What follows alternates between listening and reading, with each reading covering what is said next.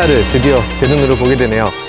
이 차는 보통 차가 아니죠. 스포티지 중에서도 파리 다카르 랠리에 나갔던 두 대의 차 중에 완주한 그 역사적인 자동차입니다. 여러분들 혹시 인터넷에서 아마 보셨을지 모르겠어요. 최근에 대전 엑스포에서 뭐 여러 가지 차들이 길거리에 방치되어 있다, 기아차 이래도 되느냐, 뭐 이런 얘기도 많이 나왔다고 하는데요. 사실 이 차는 아픈 사연이 있습니다. 그때 정부의 약간 파워가 너무나 강했던 그 시절에 이 차는 정부에 기증된 거죠. 대전으로 기증이 됐기 때문에 대전 엑스포가 끝나고 관리 주체가 없어져서 결국에 이 차가 방치되게 된 거죠. 살펴보면 정말 보통의 차는 아닙니다. 스포티지의 외관을 하고 있지만 이 안에 서스펜션이라든지 이런 것들 완전히 다 뜯어 고쳐놨고요. 정말 멋있습니다. 얼핏 보기엔 굉장히 엉성하지만 사실은 결코 엉성한 차는 아니죠. 그리고 파리 다카르 랠리 거의 완주하는 것 자체가 보통 일이 아니었는데 완주도 했을 뿐더러 기록도 그렇게 나쁘지 않았다고 합니다. 정말 그때 우리나라 그리고 기아차 이 용맹함, 그런 자신감, 이런 것들 정말 대단했던 것 같아요. 어쨌든 이 스포티지가 굉장히 성공적으로 팔렸고 미국에서도 엄청난 인기를 끌었습니다. 세계 최초의 승용형 SUV라는 거죠. 세계 최초의 승용형 SUV를 우리나라 손으로 우리나라가 만들었던 거예요. 정말 대단한 기아차였습니다. 문을 거의 닫게 돼서, 그래서 결국에 현대차에 인수되는 그런 과정들도 정말 보면 가슴이 아픕니다. 어쨌든 지금 스포티지는 이렇게 명맥이 끊긴 게 아니죠. 이렇게 명맥이 끊긴 게 아니고 세계 최초의 우리만이 할 수 있는 그런 자동차를 이렇게 4세대까지 이어왔다고 하니까 굉장히 감동적이고 굉장히 기분이 좋아집니다. 뭐 역사를 저버리고서는 결코 훌륭한 자동차 회사가 될 수는 없겠죠. 그 역사와 전통을 이어받은 이 스포티지 어떤 차인지 한번 직접 시승을 통해 살펴보도록 하겠습니다.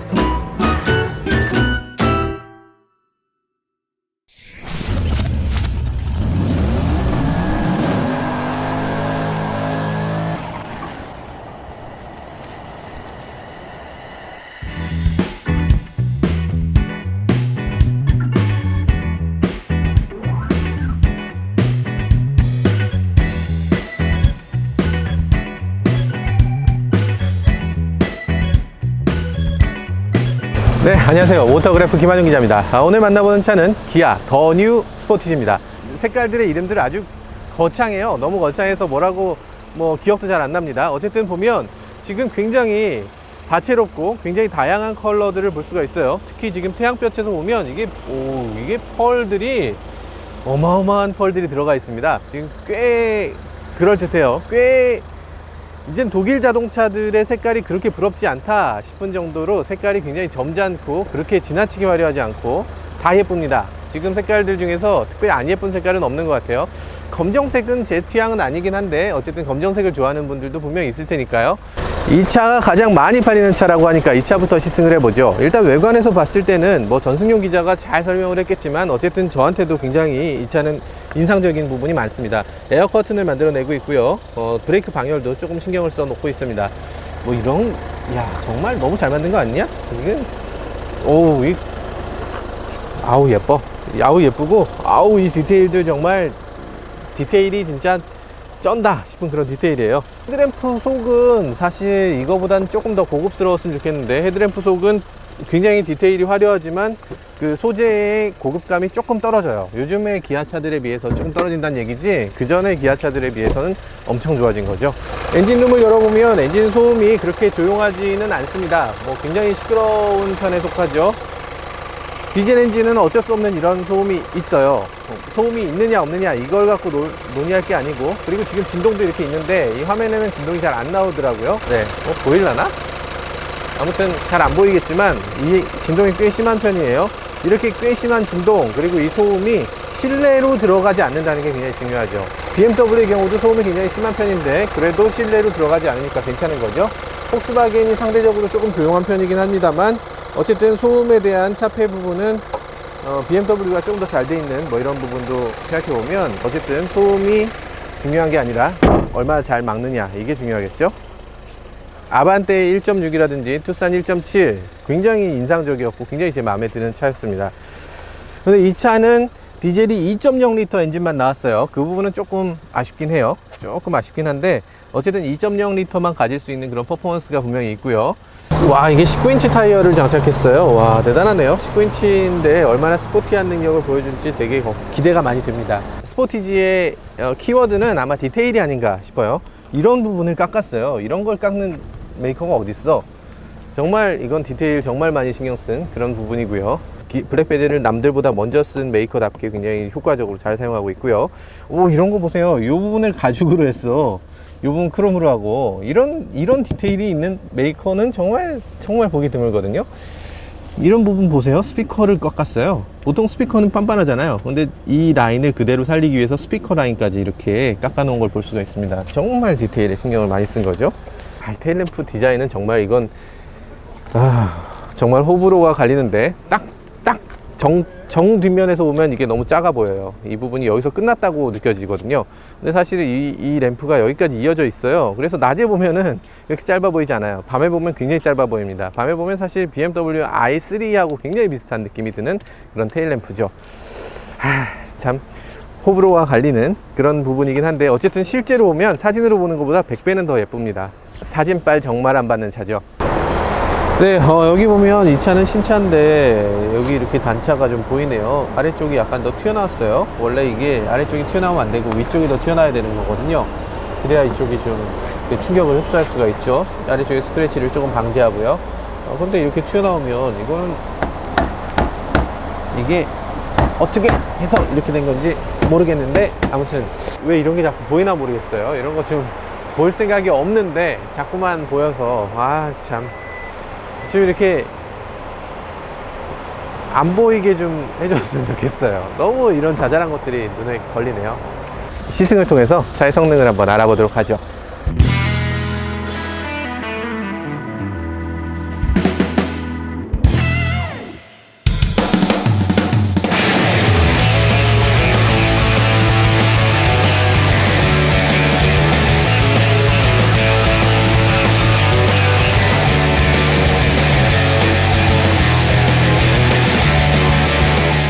스포티지의 뒷좌석이 왔는데요. 더 뉴 스포티지, 역시 뒷좌석이 뭔가 이전에 비해서는 굉장히 많이 발전한 모습이 보입니다. 무지하게 신경 쓴 부분이 이렇게 보여요. 이 그물망 같은 것도 이렇게 그냥 허투루 연결되어 있는 게 아니라 이렇게 커버까지 씌워서 완전히 이렇게 평평하게 만든 부분도 눈에 띄고요. 뭐 이런 부분은 또 이렇게 나사가 전혀 보이지 않게 이렇게 나사 위에 커버를 또 씌우고, 그리고 레일 위에도 플라스틱 커버를 씌워서 이 레일에 맨발로 있다가 레일에 다치거나 하는 그런 경우를 또 사전에 예방해 놨습니다. 사실 이런 것까지 신경 쓰는 메이커는 거의 없거든요. 독일 회사들도 거의 신경을 안 씁니다. 이렇게까지 디테일하게 신경 쓴 자동차는 사실 근래에 보기 드문 그런 차인 것 같습니다. 그리고 이 앞좌석을 굉장히 뒤까지 밀 수 있도록 이렇게 레일의 길이가 더 길고요. 뒷좌석에 앉아서도 어느 정도 다리를 좀 여유 있게 이렇게 펼 수 있도록 앞좌석의 아래쪽을 대각선으로 깎아 놓은 것도 굉장히 인상적이네요. 하여간 굉장히 신경을 많이 쓴 뒷좌석이고요. 뒷좌석에 이 시트의 이 색감이나 이런 것들도 굉장히 마음에 듭니다. 그리고 시트의 소재를 이전 같으면 그냥 단순히 스폰지 하나의 스폰지를 가지고서 전반적인 소재를 다 적용했는데, 최근에는 이제 3단계로 앞부분은 소프트하게, 가운데 부분은 좌우는 좀 더 단단하게, 이런 식으로 단계를 3단계로 구분해서 놨기 때문에 더욱더 앉았을 때 어떤 그 승차감이 더 좋게 느껴집니다. 그런데 다만 이 시트가 조금 너무 단단하다고 느껴지는 부분이 있을 거예요. 많은 소비자들이 푹신한 시트를 더 선호하고 있기 때문에 그런 경우엔 아마 조금 단단하다, 너무 딱딱하다 이런 느낌도 가질 수 있을 텐데, 젊은 소비자들 입장에서는 이 정도의 시트가 독일차랑 비슷하기도 하고 굉장히 좀 잘 맞는다 이렇게 느낄 수도 있을 것 같아요. 뭐 여기 팔걸이 같은 경우는 이렇게 캔 같은 걸 놓으면 캔이 이렇게 넘어질 수가 있죠. 넘어질 수가 있어요. 조금 조여주는 기능까지 같이 있으면 더 좋겠어요. 이 길이라든지 이런 것도 적당합니다. 헤드레스트도 잘 만들어져 있고, 헤드레스트에 보면 여기 이렇게 파이핑까지 되어 있죠. 파이핑 되어 있는 것도 굉장히 좀 매력적이네요. 시트 잘 만들었네. 인테리어는 지금 투톤으로 되어 있는데 이 텐 가죽과 그리고 이 약간 그레이 컬러, 완전한 블랙이 아닙니다. 그레이 컬러, 그리고 이런 부분은 또 하이그로시 블랙 뭐 트림을 이용하고 있는데, 이런 부분이 세 가지, 그리고 또 여기에 은색으로 된 이 크롬, 이런 부분, 이 네 가지 컬러가 적절하게 배합이 잘 되어 있어서 이 실내가 굉장히 고급스럽고 굉장히 예쁘게 이렇게 보이는 걸 볼 수가 있습니다. 이 파노라마 선루프 같은 경우도 이전에 비해서 더 좋아졌어요. 이 가운데 이 바가 좀 더 뒤쪽으로 와서 열리는 부분이 더 커진 거죠. 그런 부분은 더 좋아진 것 같고, 바가 너무 가까이 있어서 뒷좌석에서 볼 때 조금 거슬린다, 이런 부분도 뭐 없지 않아 있긴 하네요. 어쨌든 파노라마 선루프 자체가 달려있다는 거 굉장히 좀 좋은 거니까요. 저는 개인적으로 굉장히 좋게 봅니다. 네, 여기 보면 이제 왜 이렇게 조인이 지금 풀어줘 야 살살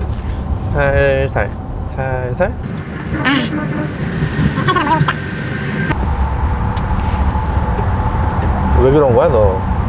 아 정말 안전벨트가 조금 가끔 그럴 때가 있죠. 가끔 그럴 때가 있는데 보통의 안전벨트보다 조금 민감하게 되어 있습니다. USB 부분을 굉장히 강조해 놨습니다. 이 USB 표시가 어두운 곳에서는 이렇게 빨간 불이 켜질 정도로 되게 신경을 많이 써서 만든 USB고요. 2열 시트에 앉았을 때 누가 뭐 좁아, 불편해, 나도 앞에 앉고 싶어, 이런 생각은 안 할 것 같아요. 이 차의 2열 시트에서 절대 놓치지 말아야 될 부분은 이런 거죠. 앞으로 어느 정도 기울어지고 뒤로 어느 정도 눕혀진다는 거. 이 차급에서는 뒤로 전혀 안 눕혀지는 차가 태반이고요. 눕혀지더라도 이 정도 각도까지 눕혀지는 차는 흔치 않죠. 정말 잘 만든 것 같아요, 이 뒷좌석은. 근데 지금 투싼하고 비교했을 때 이 뒷좌석에 이 젖혀지는 양이나 이런 것들 비슷하게 느껴지는데요. 이 차가 조금 더 젖혀지는 거 아니야? 뭐 이런 느낌이 좀 드는데, 투싼하고 한번 나중에 따로 비교를 한번 해보도록 하겠습니다. 어쨌든 적어도 이 차의 뒷좌석만큼은 정말 마음에 드네요. 그리고 투싼에서 조금 이건 좀 촌스럽다라고 느껴졌던 그런 부분이 이 차에서 많이 좀 눌러지고 약간 좀 과격함이 조금 사그라진 느낌? 그런 게 좀 있네요. 좀 진중한 실내 구성인 것 같아요. 이런 디테일은 정말, 이거 진짜 디테일 대단하다. 이게 기아차가 한때 실내가 너무 촌스럽고 너무 싸구려라고 해서 굉장히 많은 사람들한테 겉모양만 멋있고 실내는 형편없어, 이런 지적을 많이 받았는데, 그러다 보니까 기아가 아주 이를 간 것 같아요. 이를 갈고 정말 딴 건 모르겠으니까 하여간 실내는 최고로 만들어라 라는 생각을 하고 만든 것 같은 그런 차입니다. 지금 뒷좌석에 앉았을 때 느낌은 아주 색달라요. 우리나라에 지금까지 나온 모든 SUV 중에서 제일 딱딱한 것 같네요. 기아차 쪽의 얘기로는 딱딱한 게 아니라 든든한 거다, 단단한 거다, 뭐 이렇게 표현하는데 그 표현도 맞는 것 같아요. 든든하고 단단하다, 뭐 이런 표현도 맞는 것 같고, 이런 느낌을 싫어하는 사람한테는 딱딱하다라고 느껴질 것 같기도 해요. 어쨌든 기아차가 분명히 자기 색깔을 찾아가는 과정인 것 같아요. 현대차와의 구분점을 느끼기가 어려웠거든요. 현대차와 똑같은 차체에 디자인만 다른 것이 기아차였다면, 지금의 기아차는 확실히 자기 색깔을 갖고 현대차보다는 적어도 조금 더 스포티하고 조금 더 젊은 브랜드로 거듭나겠다, 이런 식의 의지가 보이는 것 같습니다. 세팅이 완전히 다르네요. 기아차한테 참 미안한데 이번 판은 투싼이 그냥 이긴 것 같네요. 차가 물렁물렁하네. 이게 되게 희한하다. 이게 뒷좌석에 앉았을 때는 되게 딱딱한 느낌이었는데 운전하니까 되게 물렁물렁하네. 한번 쭉 밟아보죠. 6단 변속기는 사실 DCT에 비해서 그렇게 썩 좋진 않아요. 썩 좋진 않지만 약간의 언더스티어도 좀 느껴지고요. 여러가지로 투싼에 비해서 더 스포티하게 세팅이 돼 있다고는 하는데 실제로는 그렇게 스포티하다는 느낌이 들지 않네요. 이거보다 조금만 더 단단하게 했으면 어땠을까 하는 아쉬움이 좀 남습니다. 풍절음 같은 경우는 시속 100km에서는 거의 나지 않는데 조금만 더 높이면 거기서부터 풍절음이 꽤 느껴집니다. 시작차고 이게 조금 더 있다 보면 고무라든지 이런 것들이 경화되고, 그리고 많은 그 사용이 있다 보면 조금 더 풍절음이 늘어날 텐데 썩 만족스러운 그런 실내는 아닐 수도 있겠습니다. 스포츠 모드에서 인상적인 것은 핸들의 이 감각입니다. 핸들 감각을 꽤 묵직하게 꽉 잡아주는 그런 느낌이 드네요. 핸들을 꽉 잡아주니까 그만큼 고속에서도 안정감이 있게 이렇게 갈 수 있는 거죠. 손을 뗐을 때도 당연히 직진을 확실하게 해주네요. 물론 도로는 오른쪽으로 기울어 있어요. 근데 이 차는 직진을 합니다. 이런 정도 직진성이 있어줘야 좀 운전할 때 피로감이 극소화되겠죠. 굉장히 좀 아늑한 느낌으로 운전할 수가 있겠죠. 코너에서 살짝 언더가 너무 심하게 느껴져요. 조금만 더 타이트하게 해줄 수가 없었을까? 이걸 왜 이렇게밖에 못했을까 하는 생각이 좀 드네요. 핸들 조작감이 좀 둔하게 느껴집니다. 뭔가 돌리고 좀 한 템포 늦게 따라온다라는 느낌이 확실히 있어요. 물론 그걸 가지고서 무슨 MDPS의 문제다 뭐 이렇게 얘기하는 사람들이 있는데 그건 아니고요. 그건 아니고 이게 핸들은 이미 돌아갔어요. 돌아갔으면 MDPS 문제는 더 이상 아니죠.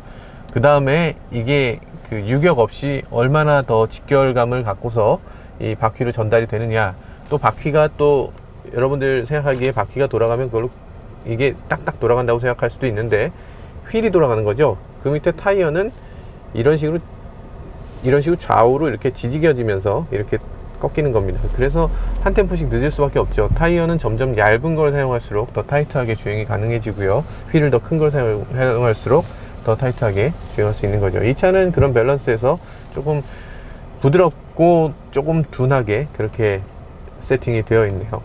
19인치 휠이 장착되어 있다고 해서 조금 더 스포티하지 않을까 이런 기대를 할 수가 있는데 그렇지는 않습니다. 19인치든 18인치든 아니면 그거보다 더 작은 휠이라도 디자인적인 요소만 다르다고 생각하시면 될 것 같아요. 굳이 더 큰 휠을 사용할 이유는 없을 것 같네요. 뭐 주행 성능만 놓고 봤을 때는요.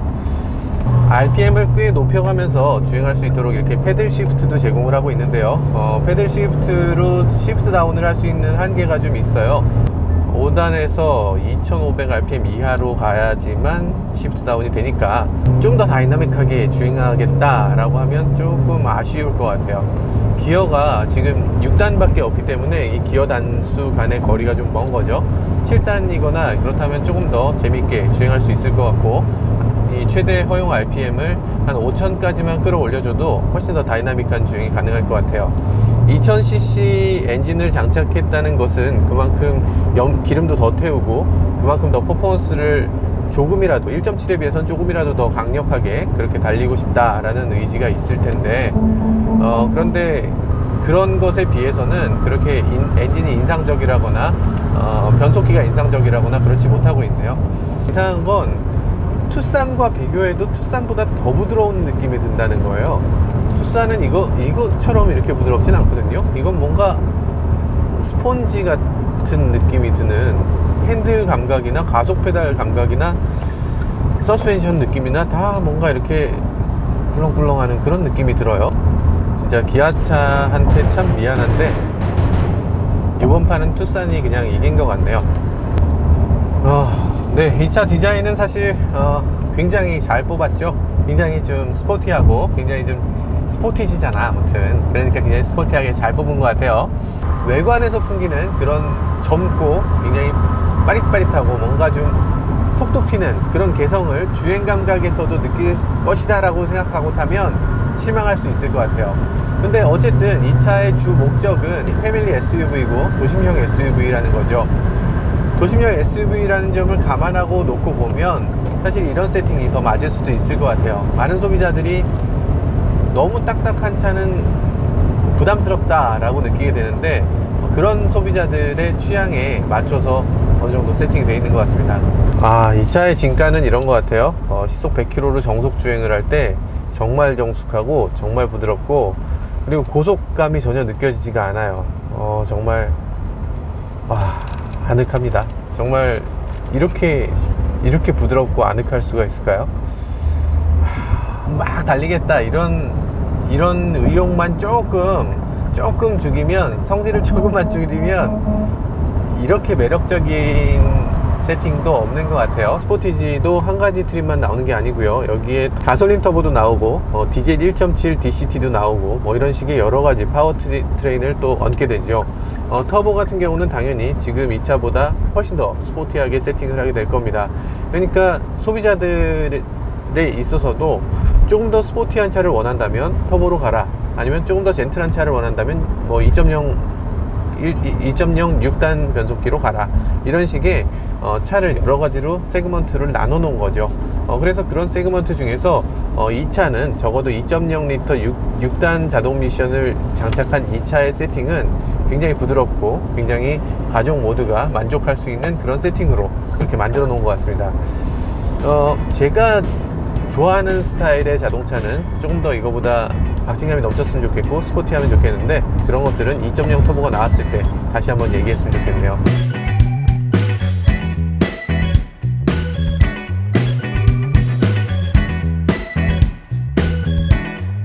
네, 지금까지 기아차 스포티지를 시승해 봤는데요. 기아차 스포티지 정말 잘 만든 자동차입니다. 정말 이 깔끔하고 아주 매끄럽고 그 디테일들이 살아있는 정말 디테일의 자동차였어요.